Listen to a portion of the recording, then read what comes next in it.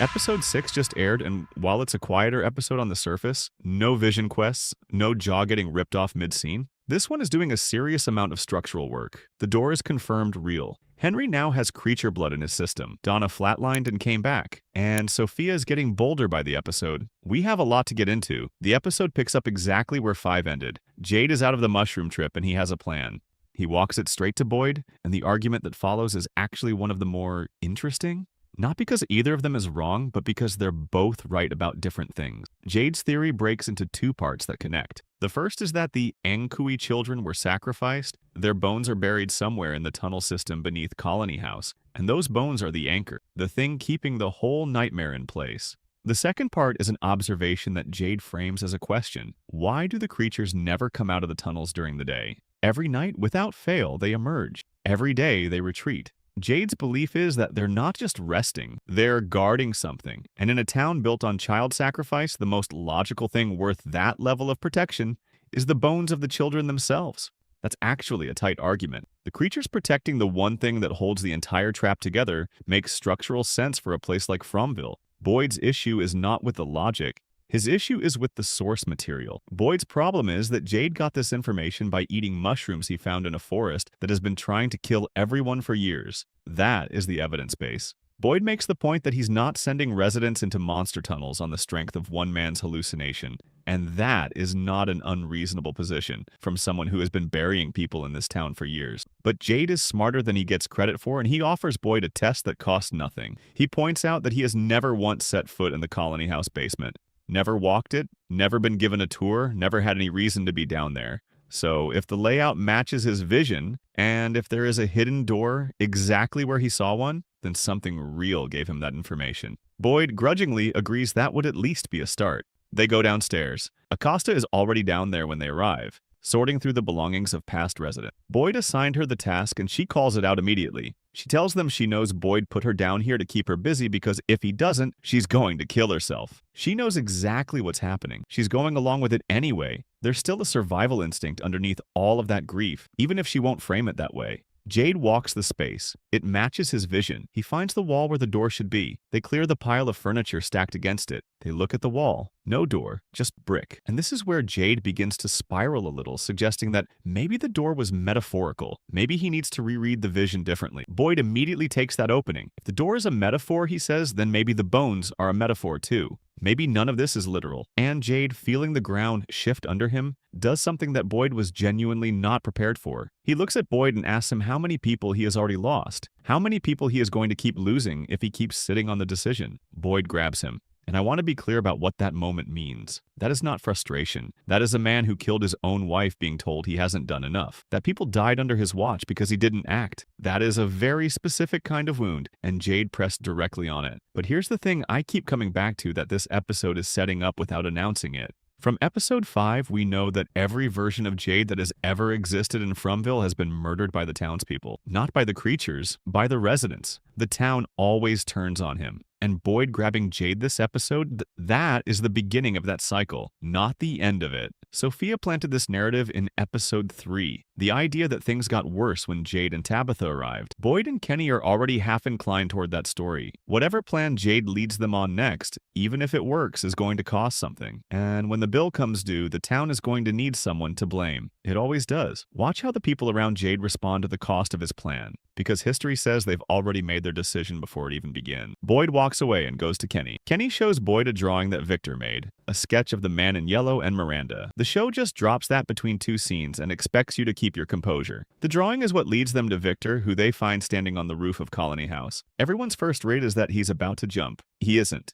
Victor tells Boyd that when he was a child, a man stood on this exact spot. Someone who had been trying to fix things in Fromville and kept making everything worse. The guilt of that became unbearable and one day the man jumped. Victor adds that he survived the fall, but it took him days to finally die. So Victor is not standing there because he wants to end anything.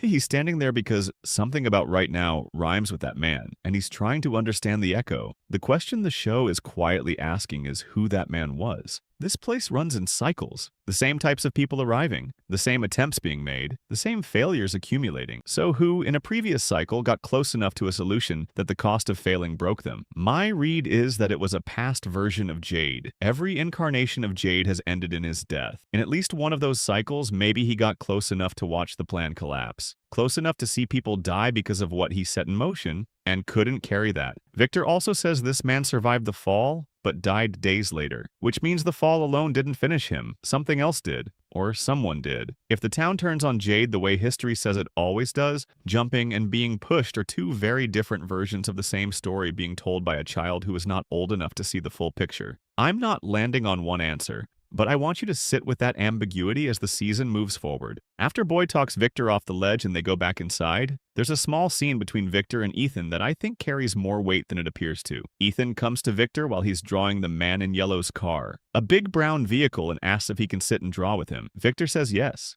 And while they're drawing together, Victor talks about his mother. He says she is tough. He says she would smile even when she was scared because she knew that if she stopped, her children would see it and be terrified. Victor is describing his mother, or Tabitha. He doesn't know that yet. He doesn't know that Tabitha is Miranda reincarnated, and when that moment of recognition eventually arrives, and the show is clearly building toward it, watching how Victor processes that is going to be one of the more significant character scenes this season has to offer. There is also a detail worth flagging. When Ethan tells Victor about the giant dolls that came out of the lake, Victor is visibly surprised. He has not seen them before, which means either the dolls are new to this particular cycle, or they have been down in that lake long enough that even Victor, who has been in Fromville longer than almost anyone alive, has never crossed them. Neither of those options is reassuring, and Victor has old drawings on his desk, one of which the camera lingers on, that vaguely resemble a figure that has been stitched together. The show wants you to notice that drawing. I don't know yet what it connects to, but the camera held on it for a reason. Donna summons Boyd to the shed to debrief on the settlement, and when they get there, Roger is laid out with his eyes sewn shut with buttons and his mouth stitched closed. The dolls did this after they killed him. They treated his body the same way they treat one of their own. This is not random behavior. The dolls had a specific response to Roger's death, and that response involved needlework, which means these things have a concept of belonging and a working knowledge of stitching techniques, and I truly do not know which of those facts is more unsettling. Inside, Tabitha explains what she pieced together about the dolls. A man had nightmares about her dolls from when she was a child in a past life. He took them and threw them in the forest. When he died, somehow they came to life. His fear, his nightmare became physical. Kenny connects that to something Sarah told him. When the cicadas swarmed the town, Sarah mentioned that her brother Nathan had been terrified of them his entire life. He died in Fromville. The cicadas appeared after that. Sarah's theory, now confirmed by Tabitha's experience with the dolls: when you die in Fromville, your fears become part of the forest. Put those two things together and you have a working model for how this place generates its horrors. Every person who has ever died here has left something behind. Not a ghost, a fear, a nightmare made physical. Every creature, every swarm, every doll. It is all the crystallized terror of people who never made it out, which means this place is accumulating. Every cycle adds new nightmares to the ecosystem. The longer Fromville runs, the worse it gets, and no one currently alive has figured out how to stop contributing to it. Donna takes all of this in, and she breaks, not from weakness, but from the specific exhaustion of being the person who has to then go explain this to everyone else. She heads out of the room saying she needs a minute, and she collapses in the hallway. Heart attack. Not a metaphorical heart attack. An actual clinical, this woman is dying heart attack. Boyd starts compressions. Kenny sprints for Christy, who is already stitching up Patty's burns in the other room, because there is simply no moment in Fromville where only one person is having a medical emergency. They get the defibrillator. 3 rounds. Nothing. Christy's expression says everything. Boyd does not accept that answer and keeps going. And Donna comes back. Now, Christy is a medical professional and she knows how long Donna was down. What Boyd just pulled off with manual CPR is not medically plausible, and the show knows it. So, what actually happened? One reading is straightforward stubbornness. Boyd refused to stop, and sheer persistence bought enough time for something to shift. But this episode has been quietly making a case for positive supernatural forces, operating in Fromville alongside the negative ones. Fatima just explained that if you believe in something protective, the darkness has less room. Nightmares become physically real here. That is now confirmed. The logical extension of that is that belief in protection might also have physical weight. Boyd willed Donna back. That might not be a metaphor. In a place where fear can generate giant stitching dolls, love might be able to restart a heart. And in the middle of all this chaos, Ethan suddenly says he needs to say goodbye. Goodbye? When he starts having an emotional conversation with Donna, I'm sitting there thinking, please stop talking. Every sentence is making this worse. Boyd sits with Donna while she's still unresponsive, and Father Kotry appears. They talk about the night Boyd's family arrived in Fromville, running from the creatures, hiding in the bunker before talismans existed. Donna was there. Boyd tells Kotry that the first question Donna asked that night, in the dark with monsters circling outside, was whether anyone in the group snored, because any noise would give them away. And Boyd says that was the moment he knew she was a survivor. He never told her that. Kotry tells Boyd they are running out of time, and that Jade already told him what needs to happen, and that Boyd is really going to let a missing door stop him. Then he disappears. Donna opens her eyes. Boyd goes out and announces it to Colony House. But here's the question the show leaves open. She was without oxygen for a long time. We don't know what cognitive state she is going to be in, and we don't know what she experienced once, if anything, while she was gone. People who die in Fromville leave their fears behind. What happens to someone who almost dies here and comes back? Does she have access to something she didn't before? The show left that door open deliberately, and I think it matters before the season ends. Now let's talk about Sophia, because her arc this episode is the most alarming thing happening in Fromville right now, and it deserves to be taken apart carefully. She spots Henry in the sheriff's office staring at the yellow suit behind the glass. She reads him immediately: grief, rage, alcohol, and follows him to the bar. And over the course of their conversation, she learns something critical. Victor is alive. Henry tells her it is just him and Victor now, that Victor has been here since the original massacre 40 years ago. Sophia just found out she left a witness. Victor is the only person in Fromville who can look at her and potentially connect her to the man in yellow. That makes him the single most dangerous loose end she has. Everything she does with Henry from this point forward has to be read through that lens. They drink. She is good at this. She makes Henry comfortable, plays the grieving daughter of the priest she murdered, asks the kinds of questions that feel like small talk but are actually intelligence gathering. She goes for a second bottle, finds broken glass behind the bar, cuts her hand deliberately. As Henry turns away to find something to wrap it with, she lets a few drops of her blood fall into his drink. He comes back, bandages her hand, she offers a toast. He drinks. He now has her blood inside him. What does that do? There are three possibilities worth considering. The first is direct control.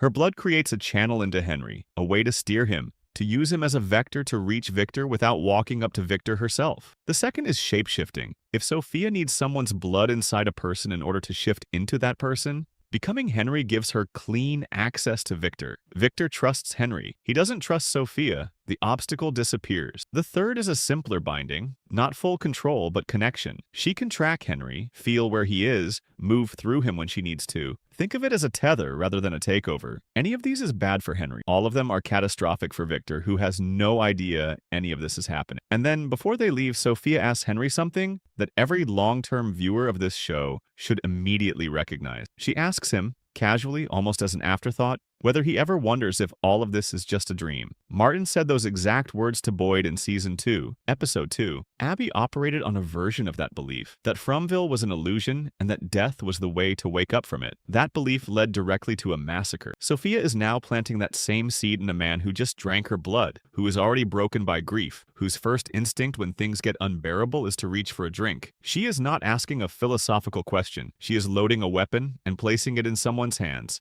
Henry's expression when she says it is worth paying attention to. Something about that phrasing triggers a recognition in him, like it is something he has heard before. Maybe from Miranda, maybe from something deeper in his own history with this place. I do not think Henry is going to be okay before this season ends. There are a few other things moving through this episode that I want to address because the show is using them to lay groundwork that is going to matter later. Sarah is painting Sophia's room. She wanted to do something nice for her, which is the kind of sentence that becomes more disturbing the longer you sit with it. And Julie shows up to apologize. The history between these two is long, and the show has genuinely earned this scene over multiple seasons. Sarah once tried to kill Julie's brother, later saved both Julie and Ethan. Julie thanked her, and then, during the cicada episode, told her she did not want to end up like her. broken down and manipulated by things she did not understand. That hit hard between them. And now, Julie is standing at her door because she does understand. The story walking, the seizures, the way Fromville gives you just enough hope to keep you running towards something that might be killing you. She gets it now in a way she could not before. She tells Sarah that something convinced her she could go back and save her dad. And she asks whether she actually can. And Sarah hugs her. That hug is not a small gesture. Sarah has been shunned by practically everyone in this town for years, treated like a threat, watched from a distance. That hug is the one she needed someone to give her a long time ago and nobody did. We also know Julie does not actually stop. The season 3 finale showed us a future version of Julie with the exact same haircut she has right now, finding Jim. She tries again. So this moment of doubt is not the end of that arc. It is the setup for whatever tips her back into it.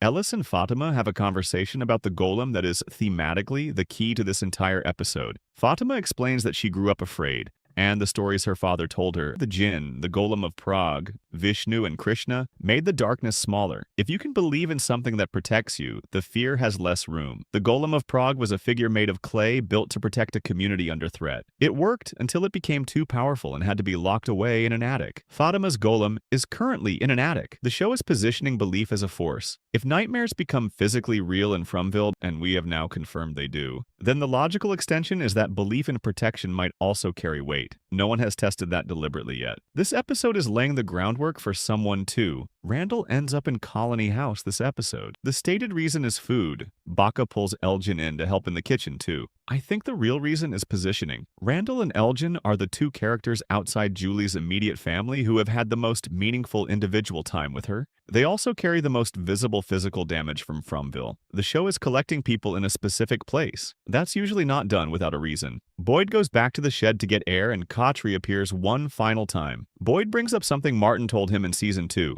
Martin, the man chained in the dungeon, who said the creatures in the night are just the tip of the spear, not the real threat, the protection around the real threat. Boyd asks Kotri directly whether the bones of the children are in those tunnels. Kotri tells him he doesn't know, and then he tells Boyd that some things you have to take on faith. Then he disappears. Boyd picks up a sledgehammer. He goes down to the Colony House basement and starts swinging at the wall. Jade hears it, comes down, joins him. The wall comes apart, and behind it, the door. Exactly where Jade said it would be. Let's be precise about what this confirms. First, Jade's vision was real. Not metaphorical, not drug noise, not wishful thinking. The vision gave him accurate spatial information about a space he had never entered. Whatever those mushrooms connected him to, it was a genuine source of truth, which means everything else he saw in that vision, the tunnels, the grave, the bones, the children, is also on the table. Second, someone walled this off deliberately. The door has always been there. It was bricked over and furniture was stacked in front of it. Someone in Fromville's history made a decision that this path should not be accessible. Were they protecting residents from the tunnels? Or protecting whatever is in the tunnels from being reached? Now, that question matters because it tells you whether the person who sealed that door was trying to help